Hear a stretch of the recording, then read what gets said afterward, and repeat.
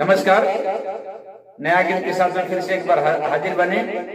Video के लाइक जरूर करें, कमेंट में बताएं कैसा लगल है। चैनल पर रोज नया जुड़ल बने तो चैनल के सब्सक्राइब जरूर कर ली, बेल आइकन प्रेस कर दी, ऑल पर क्लिक करें।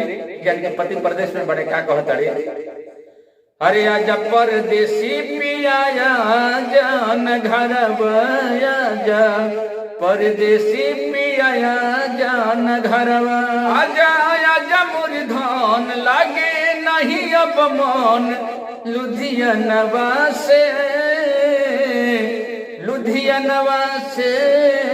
आजा परदेसी पिया जान घरवा, आजा परदेसी पिया जान घरवा।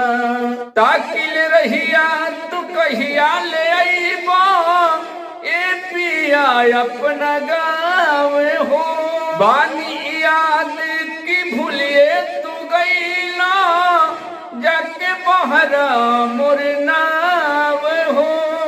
दिन कटे मुश्किल में राजा, दिन कटे मुश्किल में राजा, नहीं कटाती रात हो। आजा परदेसी पिया आजा न घरवा, आजा परदेसी पिया जान घरवा। आजा आजा मोर धान लागे नहीं मोर मन, लुधियानवा से आजा परदेसी पिया जान घरवा, आजा परदेसी पिया जान घरवा। बिया उदास बिंदी चोरी भकंगना, अंगना लगो तटे सुनना हो, रही रही करे जामे भूख उठत माँ, दुखवा भइल बाटे दूना हो।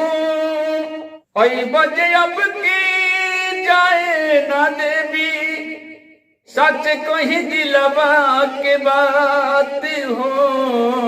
आजा परदेसी पिया जान घरवा, आजा आजा आजा मोर धान लागे नहीं अब मन, लुधियानवा से